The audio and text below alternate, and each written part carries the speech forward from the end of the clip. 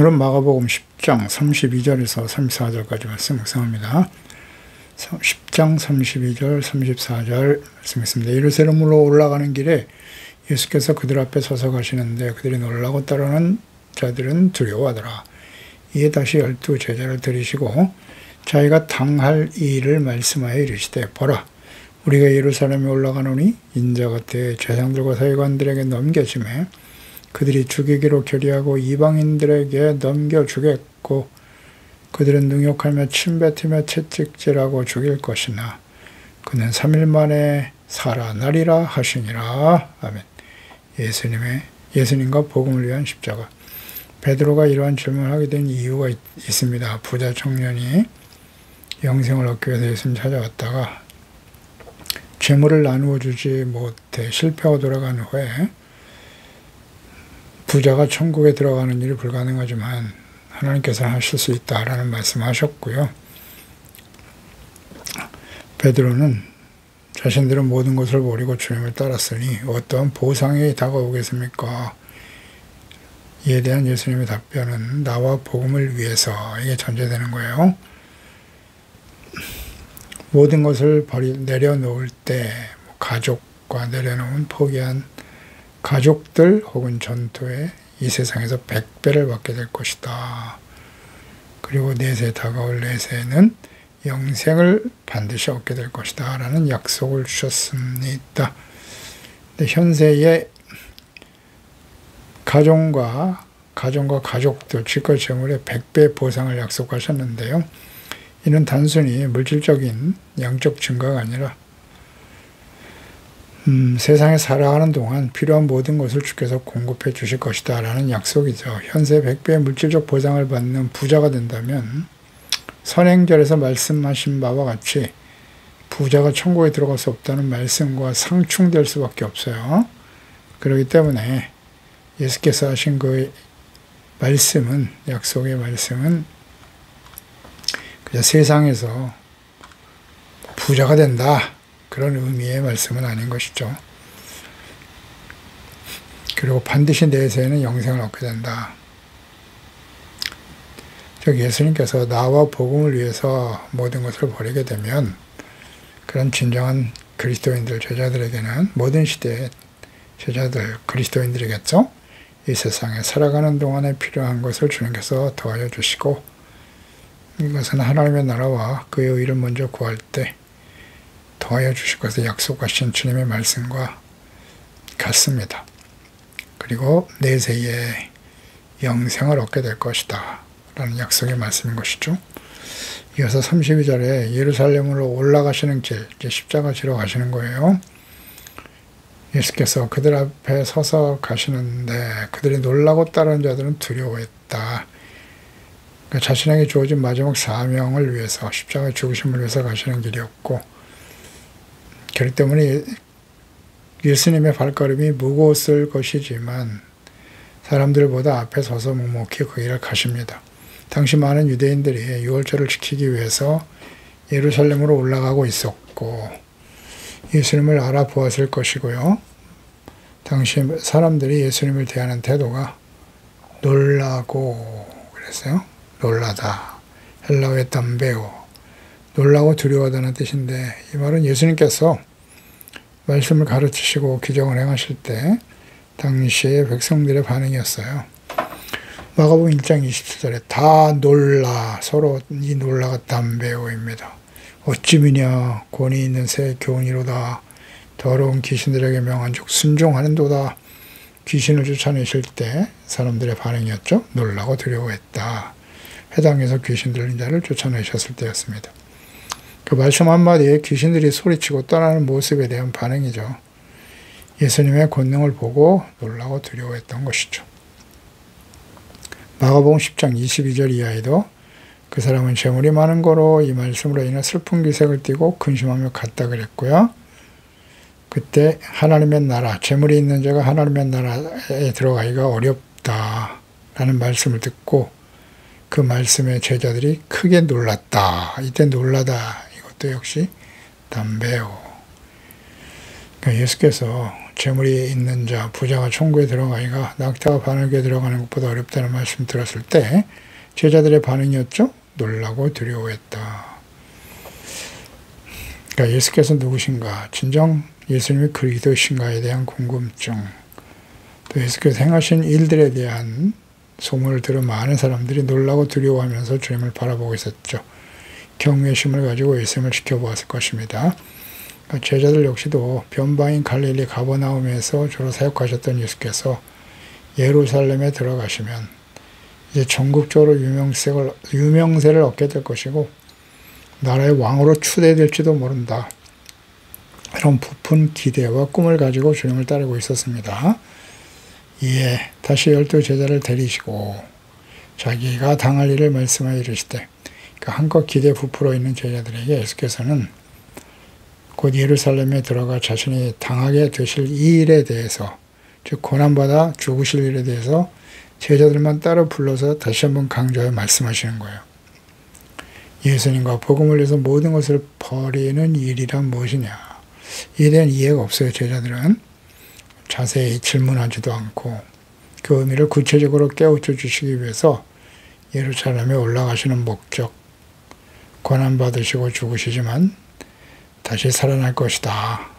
네, 이것에 대해서 말씀하시죠. 33절에 보라, 우리가 예루살렘에 올라가는데 올라가는 목적이 뭐냐. 올라가게 되면 인자가 대제사장들과 서기관들에게 넘겨줄 것이고 그들이 죽이기로 결의하고 이방인들에게 넘겨줄 거야. 예루살렘에 올라가시는 목적, 장차 일어날 일에 대해서 구체적으로 말씀하시죠. 예루살렘에서 예수께서 전국적인 유명세를 얻어 왕으로 추대되지 않을까 하는 기대를 가진 제자들에게 왕으로 추대되는 게 아니라 예수께서 대제사장과 서기관들에게 넘겨줄 것이다. 죽이기로 결의하고 이방인에게 넘겨 죽임을 당하게 된다. 이미 여러 차례 예수께서 고난과 죽으실 것과 부활에 대해서 말씀을 하셨습니다만 이제 예루살렘을 입성을 앞두고 곧 일어나게 될 일에 대해서 다시 한번 말씀하고 가르치시는 것입니다. 제자들이 가장 듣기를 싫어하고 두려워하고 있었던 그 의미를 묻기도 싫어했던 그들이 곧 일어나게 될 것이다. 그 일이 일어난다. 말씀하십니다. 예수께서는 유월절을 지키기 위해서 예루살렘에 여러 번 들어가셨으나 이제 이 땅에서 보내시는 마지막 유월절이 될 것을 미리 알고 계셨습니다. 그래서 세례 요한이 요단강에서 세례를 받으신 예수님을 증거할 때 요한복음 1장 29절이었죠. 이튿날 요한이 예수께서 자기에게 나오심을 보고 이르되 보라, 세상 죄를 지고 가는 어린 양이로다. 세상의 죄를 지고 간 하나님의 어린 양, 유월절 어린 양으로 죄 없으신 하나님의 아들이 세상의 모든 죄를 짊어지시고 십자가의 화목제물이 되기 위해서 올라가시는 그 마지막 길임을 아시고 말씀하신 겁니다. 세상 죄를 지고 가는 유월절 어린 양이죠.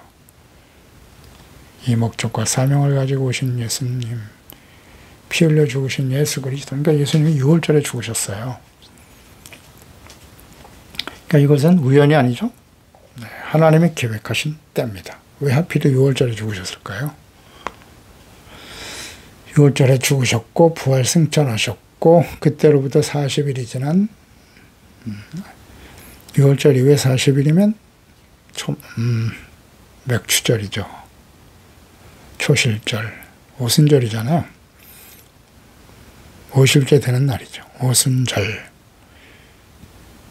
50일째 되는 날 성령이 맺잖아요. 그렇죠?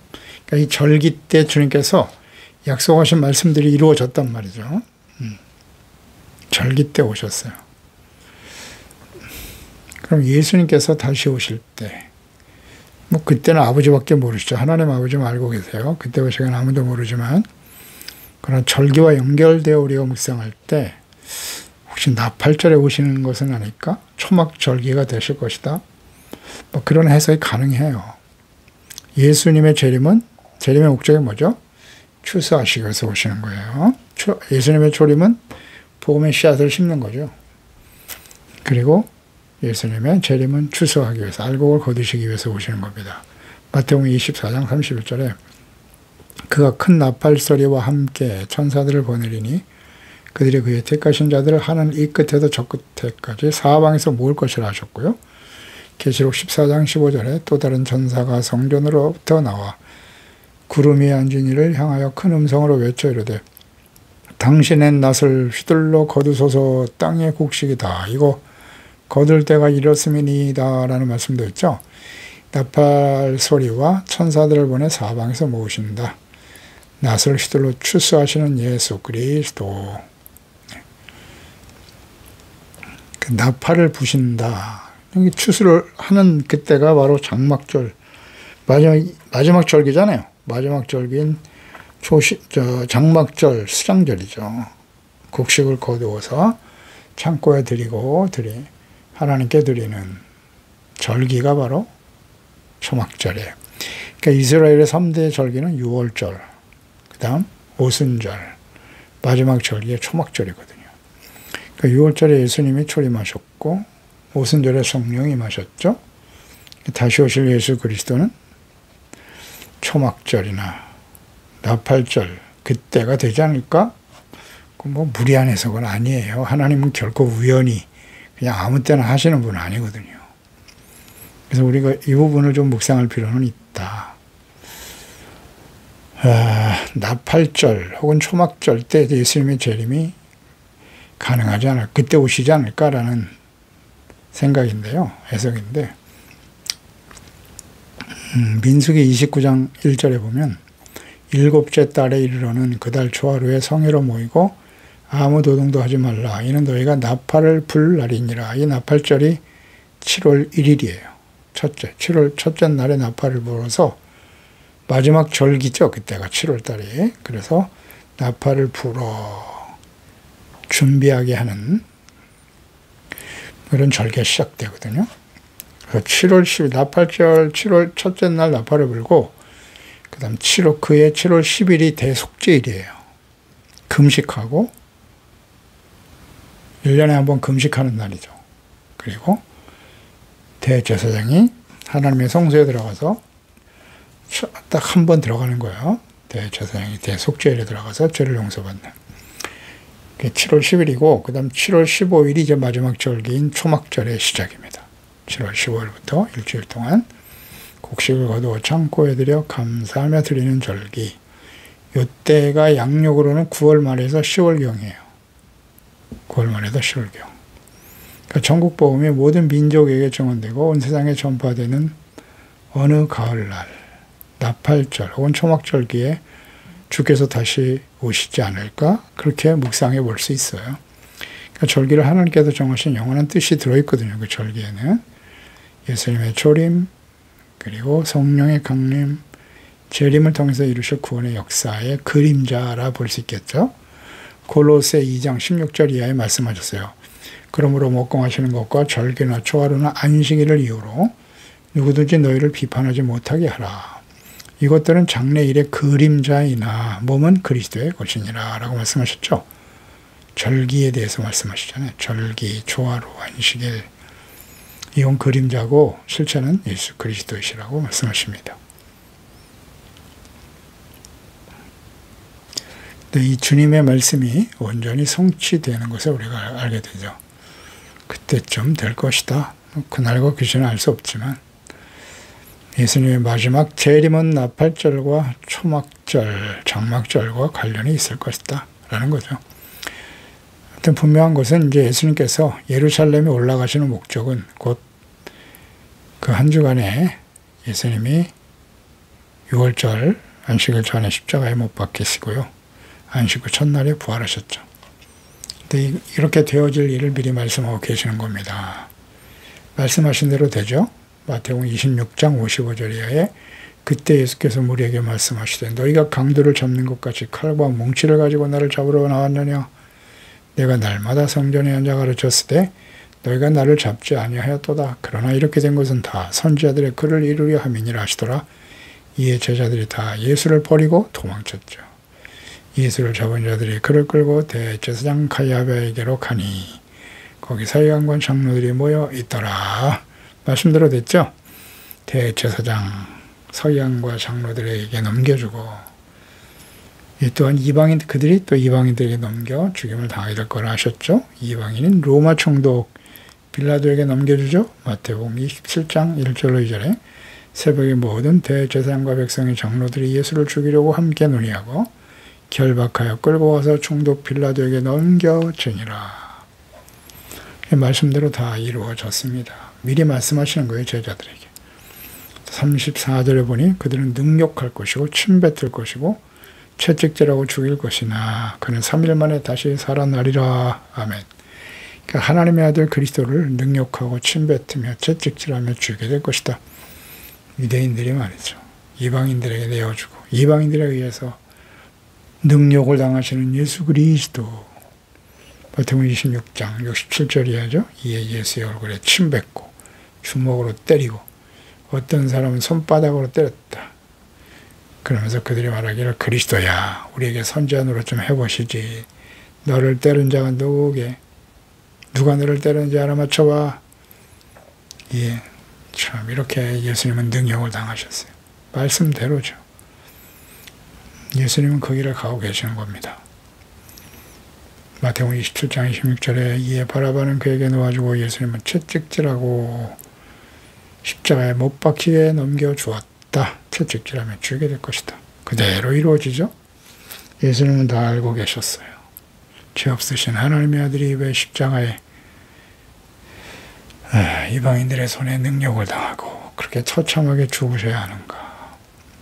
분명한 건 3일 만에 다시 살아날 것이라고 약속하셨고요. 그 말씀대로 이루실 것이지만 예수의 말씀대로 고난받으시고 대제사장들에게 넘겨졌는데요. 예수님이 3일 만에 살아날 것을 여러 번 강조하셨잖아요. 그런데 제자들 중에 예수님께서 3일 만에 부활하실 것이라는 이 말씀에 대해서 관심을 가지고 믿음으로 기다린 사람은 아무도 없었다는 사실. 그러니 예수님의 제자들이 3년 반 동안 예수님과 함께 동행하며 예수님을 그리스도요 하나님의 아들이라고 살아계신 하나님의 아들이라고 고백했지만 그들은 아직 예수님에 대해서 잘 몰라요.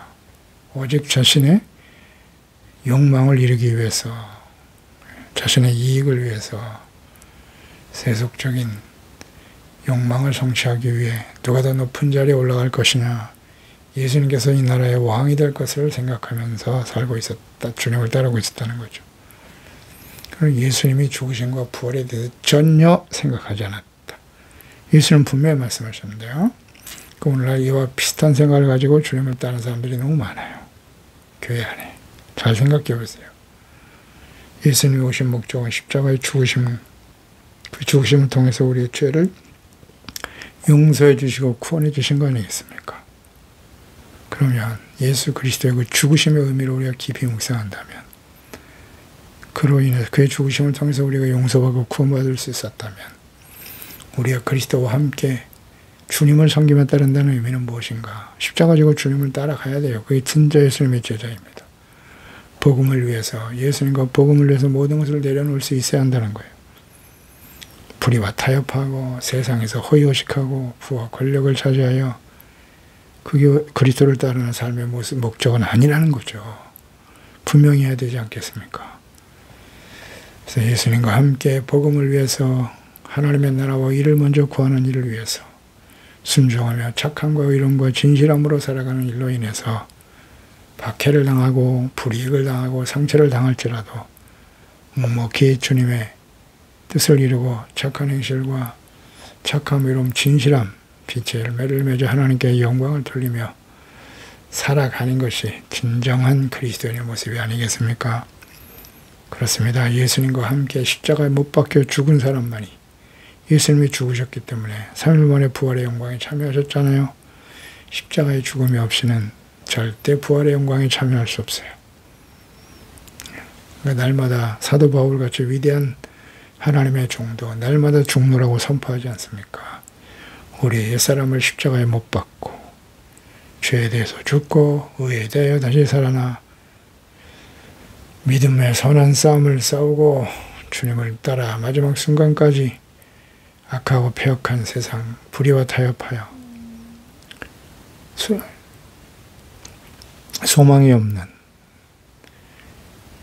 허망한 세상, 재물과 욕망의 마음을 빼앗기고 허탄한 것에 소망을 두고 살아가는 사람들이 아니라 영광스러운 모습으로 주님 앞에 서게 될 그날을 소망하며 의의 면류관, 생명의 면류관을 받아가질 그날을 바라보면서 각자에게 주어진 십자가 자기를 부인하고 예수님과 복음을 위해서 모든 것을 내려놓고 주님을 따르는, 그래서 영광스러운 모습으로 주님을 맞이할 수 있는 저희들이 되어야 할 것입니다. 기도하겠습니다. 하나님 아버지 감사합니다. 주님의 말씀을 묵상합니다. 예수님께서는 이제 십자가를 지시기 위해서 예루살렘을 향해 올라가십니다. 그러나 제자들은 여러 번 예수님께서 십자가에, 예루살렘에 올라가신 목적이 십자가에 죽으시기 위해서 대제사장과 서기관과 바리새인들에 의해서, 장로들에 의해서 죽임을 당하게 될 것이다. 능욕과 멸시와 침뱉음을 당하고 채찍질을 당하게 될 것이라는 말씀을 하셨습니다만 제자들은 여전히 이 말씀에 대한 이해가 없어요. 받아들이려고 하지 않습니다. 고난받으신 예수님, 십자가에 죽으신 예수님은 필요 없습니다.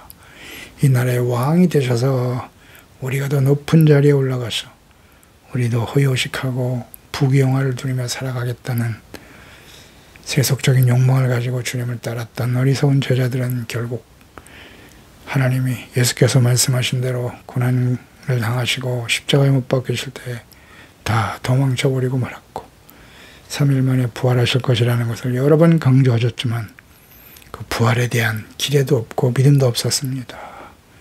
전혀 의미를 깨닫지 못했던 그들이었으나 성령이 그들에게 임하셨을 때 비로소 십자가의 의미를 깨닫고 모두 다 복음을 위해서 헌신하다가 순교를 당하게 되었죠. 이것이 진정한 그리스도인의 삶의 모습이라는 걸 생각합니다. 그들 자신의 욕망을 추구하기 위해서 형식적인 신앙생활만 하고 있는 저희들의 모습은 아닌가요? 기도합니다. 하나님께서 주의 성령을 우리에게 보내주시옵소서. 성령으로 거듭나고 성령으로 충만해서 신실한 예수님의 제자로 주님과 함께 십자가를 지고 이 악하고 폐역한 세상 속에서 의와 거룩함과 진실함으로 주의 영광의 빛을 나타내며 주님의 영광을 위해 살아가다가 주님 오시는 날 추수되어 영광스러운 모습으로 주님 앞에 설 수 있는 우리 모두가 되게 하여 주시옵소서. 예수님의 이름으로 기도드리옵나이다. 아멘.